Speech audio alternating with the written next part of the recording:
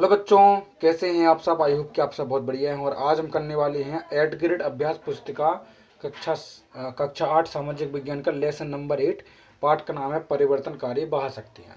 Description में link दी गई है, तो आप वहां से जाकर अन्य सब्जेक्ट और अन्य क्लासेस का सॉल्यूशन देख सकते हैं कंप्लीट, या फिर डायरेक्ट प्लेलिस्ट पर जाएंगे तो आपको मिल जाएगा। और राइटिंग को मैनेज करें, ठीक है। राइटिंग कई बच्चे बोलते हैं सही नहीं है, तो प्लीज़, अब राइटिंग का तो कुछ नहीं कर सकता ना मैं, ठीक है। तो राइटिंग को मैनेज करें। आइए बच्चों शुरू करते हैं। पहला क्वेश्चन आपको दिया गया है कि अपक्षय की प्रक्रिया से क्या आशय है, वह कितने प्रकार के होते हैं। तो देखो बच्चों, अपक्षय एक स्थानीय प्रक्रिया है, ठीक है, जिसमें चट्टानों का विघटन और अपघटन उनके मूल स्थानों पर ही होता है। अपक्षय के प्रकार पहले है भौतिक और रासायनिक और जैविक, 3 प्रकार के होते हैं अपक्षय, ठीक है। अपक्षय एक्चुअली में क्या होता है, यानी हानि, यानी घटना, यानी ह्रास, यानी क्षति, नाश, ठीक है। ये सब जो है ना, ये अपक्षय है, याद रखना, ठीक है। चट्टान, जैसे चैप्टर का नाम देख लीजिए, परिवर्तनकारी बाह्य शक्तियाँ। अपक्षय भी तो एक बाह्य शक्ति है। जैसे कि कोई चट्टान जो है घिस घिस कर यदि कम हो जाती है, टूट जाती है, तो बाह्य शक्तियाँ मतलब पवन किस कारण से हो सकता है, या तो हवा के द्वारा घिस गई या पानी के द्वारा घिस गई, यानी बाह्य शक्तियाँ हैं ये, ठीक है। चट्टानों के फैलने व सिकुड़ने को क्या कहते हैं, तो उसको बोलते हैं विघटन। चट्टानों के फैलने और सिकुड़ने का कारण है विघटन, ठीक है बच्चों। अपर्दन चक्र किसे कहते हैं, तो देखो बच्चों, धरातल को समतल करने के लिए निरंतर क्रियाशील रहते हुए अपर्दन विघटन, है ना, परिवहन और निक्षेपण का कार्य करता है। अपर्दन, इसे ही अपर्दन चक्र कहते हैं, यानी बार बार रिपीट होता है वो चक्र है, ठीक है। और अपर्दन क्रिया जो बार बार रिपीट होती है वो अपर्दन चक्र कहलाती है, ठीक है।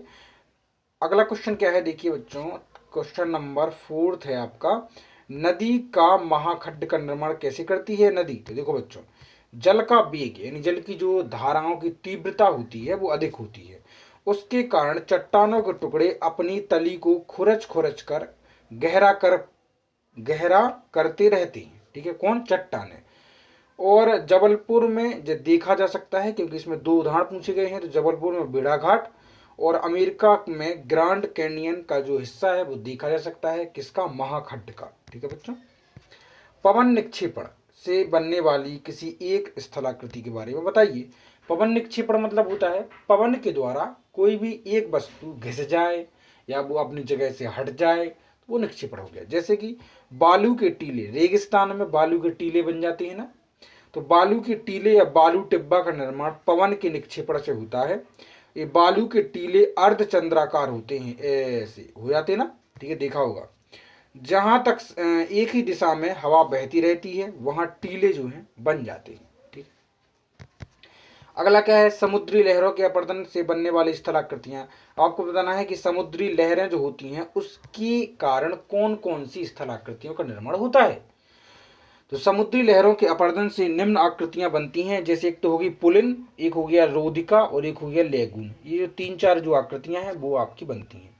नदी अपरदन कितने प्रकार से करती है, उनके बारे में संक्षिप्त में लिखिए। तो बच्चों, नदी जो अपरदन है, जैसे नदी अपरदन से महाखड्ड या गॉर्ज यानी गड्ढे, कैनियन और वी आकार की घाटी का निर्माण होता है। जलगर्तिका, ठीक है, जल का गहराव, है ना, छिप्रिका और जल प्रपात का भी निर्माण होता है, मतलब झरने का, किसके कारण, नदी अपरदन के कारण। आइए बच्चों चलते हैं नेक्स्ट पेज पर। एस्चुरी का निर्माण किस प्रकार होता है और कौन कौन सी नदियां जो हैं वो एस्चुरी का निर्माण करती हैं। तो देखो बच्चों, कुछ नदियां जो अपने मुहाने पर चौड़ी हो जाती हैं, जैसे जो अपने मुहाना है, मुहाना मतलब जहां पर वो मिलती हैं ना, है ना, अपने अंतिम पड़ाव पर, समुद्री धाराएं इनके मुहाने पर जमा अवसाद को बहा ले जाती हैं। ऐसी आकृतियां एस्चुरी कहती हैं, जैसे कि नर्मदा और ताप्ती नदियां जो हैं वो एस्चुरी का निर्माण करती हैं, यानी ज्वार नदमुख, ठीक है। अगला ज्वार नदमुख भी एस्चुरी ही कहलाता है। अगला है, मृदा निर्माण के कौन कौन से कारक होते हैं, किसी एक कारक की मृदा निर्माण संबंधी प्रक्रियाएं लिखी। तो देखो, मृदा निर्माण के मुख्य कारक हैं मूल चट्टानें, धरातलीय बनावट, जलवायु, जीव जंतु। मृदा के निर्माण की प्रक्रियाएं लंबे समय तक चलती रहती हैं, इसलिए मृदा निर्माण में बहुत लंबा समय लगता है।